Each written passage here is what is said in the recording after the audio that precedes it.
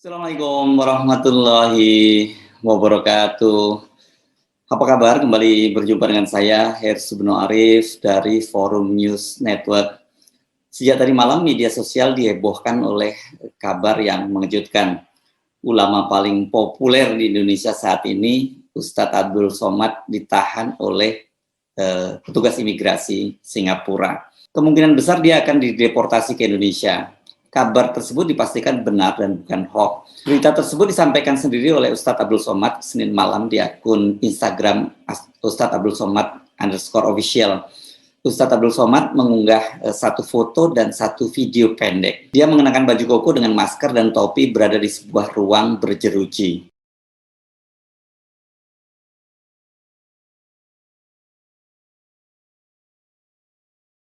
Dalam keterangannya, Ustadz Abdul Somad menuliskan begini, UAS di ruang 1x2 meter seperti penjara imigrasi sebelum dideportasi dari Singapura.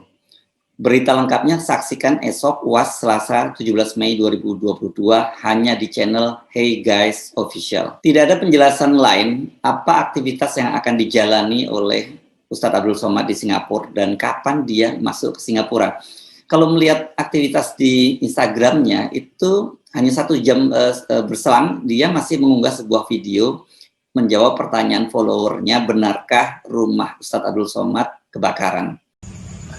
Assalamualaikum warahmatullahi wabarakatuh. Jamaah dimanapun berada, hari ini sejak kemarin banyak sekali WA yang masuk bertanya apa betul rumah saya kebakaran. Yang betul adalah bahwa hari Sabtu pagi saya menjenguk rumah sahabat saya. Sahabat saya rumahnya kebakaran di Pekanbaru. Saya jenguk sebagai bentuk bela sungkawa, simpati sebagai sahabat. Gambar saya itu di-share orang, lalu dibuat beritanya rumah saya kebakaran. Yang betul adalah rumah sahabat saya.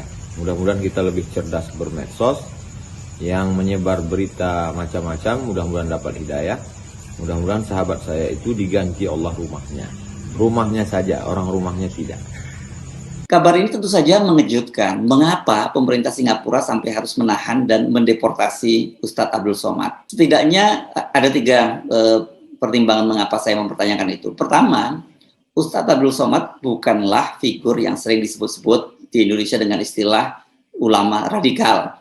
Dia adalah Ustadz moderat dan merupakan ulama Ahlus Sunnah wal Jamaah.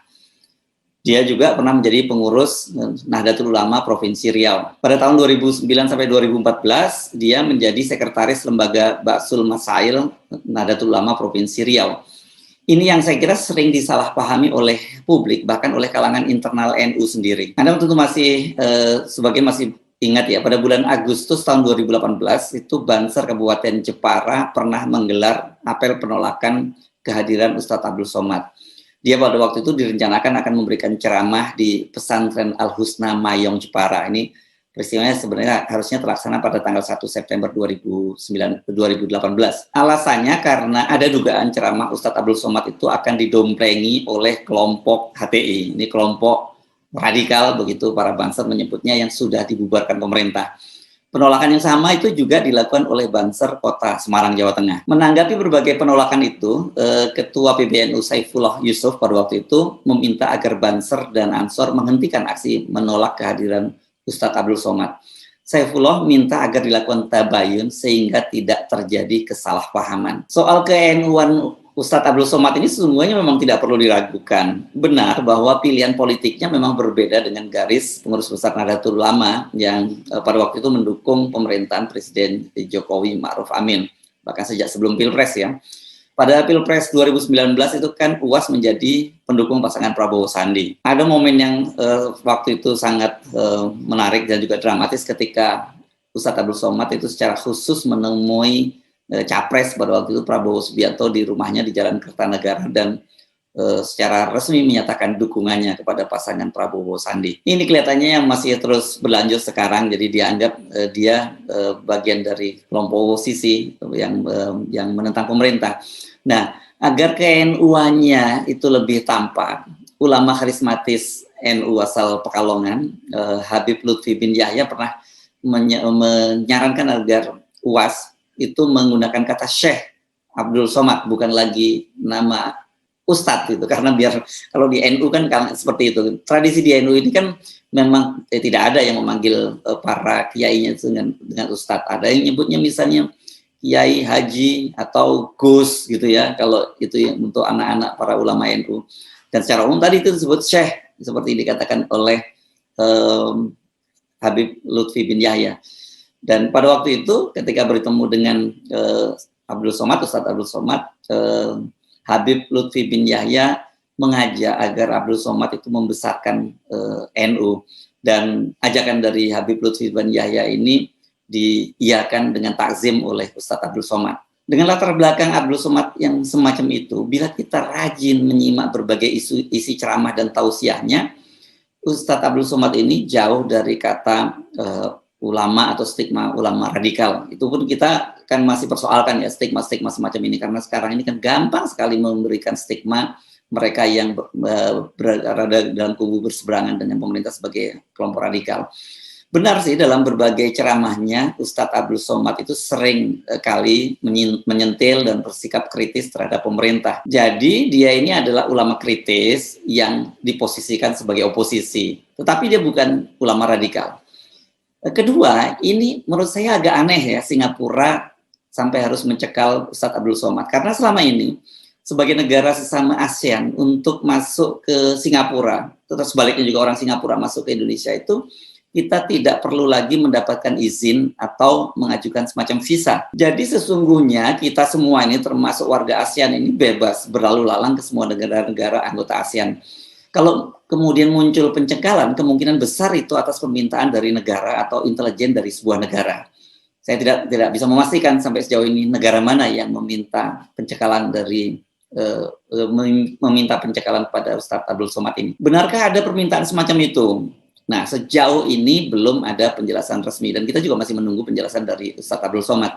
Tapi dugaan semacam itu berembus sangat kencang di berbagai platform percakapan WhatsApp group ya. Ya karena tadi pertimbangannya apa dasarnya, kenapa kok Singapura kemudian mencekal itu? Harusnya tidak boleh terjadi. Ketiga, Singapura ini adalah negara yang sangat longgar sebenarnya keimigrasiannya. Tetapi dia hanya sangat ketat itu terhadap beberapa hal, misalnya narkoba, terorisme, dan tentu saja kejahatan-kejahatan lainnya, itu sekali lagi atas permintaan dari negara lain kepada pemerintah Singapura. Tetapi penting kita catat, Singapura ini adalah surga bagi pelaku korupsi yang menilap uang negara ya. Dari Indonesia nih banyak sekali para koruptor ini, terutama para taipan-taipan yang mengemplang uang negara itu, dengan tenang dia tinggal di Singapura, nggak bisa terus ikut dengan hukum Indonesia. Sebab sejauh ini kan kalau ada pelaku korupsi, para taipan yang kabur ke Singapura itu aparat keamanan kita memang nggak bisa menjangkaunya ya. Kenapa? Karena Indonesia itu memang tidak punya perjanjian ekstradisi. Jadi wajar kalau kemudian Singapura ini memang menjadi tempat yang paling nyaman untuk kabur para koruptor di Indonesia. Kenapa? Karena satu, jaraknya sangat dekat, bisa cukup dengan terbang pakai pesawat pribadi atau dengan menggunakan katakanlah jet foil atau apa gitu, terbang ke Singapura, dan kemudian setelah masuk di Singapura aman gitu ya. Sampai sekarang ini perjanjian ekstradisi dengan Singapura ini maju mundur, tidak jelas. Kemarin sempat lagi muncul, tapi sampai sekarang juga belum ada kelanjutannya, karena memang Singapura nggak mau gratis begitu saja ya. Dia memberikan syarat-syarat yang sangat berat, sehingga kelihatannya memang sengaja itu, sehingga pemerintah Indonesia memang tidak segera meratifikasi. Setidaknya misalnya DPR itu menolak berbagai syarat yang diajukan oleh Singapura, karena memang Singapura ini sebuah negara kecil yang mengandalkan dia ekonominya dari jasa, dan satu lagi tadi menjadi safe haven, menjadi surga yang nyaman bagi para pelaku koruptor. Anda bisa membuat daftar yang panjang nih, siapa saja koruptor dari Indonesia yang tinggal di Singapura dan sampai sekarang tidak bisa terjangkau oleh hukum Indonesia. Banyak diantaranya daftar panjangnya dulu adalah para taipan yang mengemplang dana bantuan likuiditas Bank Indonesia atau kita kenal dengan BLBI. Mereka itu biasanya begini modusnya, sekian lama bersembunyi di Singapura, kemudian sambil berusaha mencari celah hukum gitu melalui para pengacara-pengacara top di Indonesia untuk bisa kembali ke Indonesia, dan setelah clear mereka bisa kembali ke Indonesia. Banyak sekali contoh-contohnya. Dengan kekuatan uangnya yang mereka kemplang dari negara Indonesia itu, mereka bisa membayar pengacara mahal, bisa melakukan berbagai akrobat secara hukum maupun politik, sehingga kemudian bisa tenang melenggang lagi ke Indonesia. Nah, dari 3 hal tadi itu kan tentu saja kita pasti bisa meyakinkan bahwa tidak mungkin Ustadz Abdul Somad terlibat dalam penyelundupan narkoba. Sebab kalau bagi Singapura, kalau ada terdapat penyelundupan narkoba, itu nggak ada ampun, tidak hanya ditahan di imigrasi, tapi langsung diproses di penjara, dan hukumannya sangat berat. Belum lama ini hubungan Singapura dengan Malaysia itu menjadi sangat tegang karena ada seorang warga Malaysia yang katanya disebut dia mengalami disabilitas gitu, dia dihukum mati oleh Singapura karena dia menyelundupkan narkoba ke Singapura. Walaupun pemerintah Malaysia sudah mencoba mengajukan pengampunan, tapi pengampunan itu ditolak. Soal korupsi, Ustadz Abdul Somad jelas juga tidak, dia bukan pejabat negara.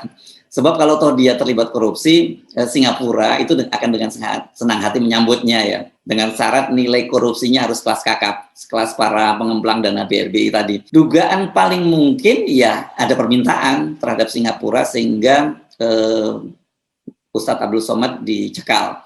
Nah, pertanyaannya itu dalam kasus apa dan negara mana yang meminta pencekalan terhadap Ustadz Abdul Somad?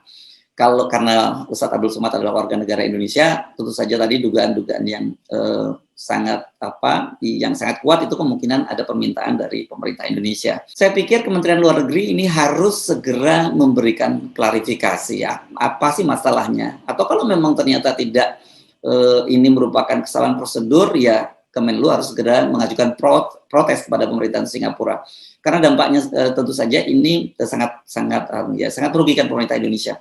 Bagaimanapun juga kan Ustadz Abdul Somad adalah ulama populer, pengikutnya banyak, dan kemudian dicitrakan dia sebagai kelompok oposisi. Ini pasti banyak mereka menduga dan akan menyalahkan pemerintah Indonesia.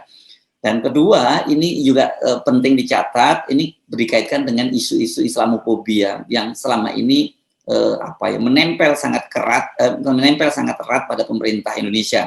Jangan sampai kasus pencekalan Ustadz Abdul Somad ini kalau tidak segera diklarifikasi menjadi spekulasi liar bahwa ini berkaitan dengan isu Islamofobia yang saat ini memang sangat gencar dilakukan oleh pemerintah dan juga para buzzer-buzzernya terhadap umat Islam, apalagi terhadap ulama-ulama Islam di Indonesia.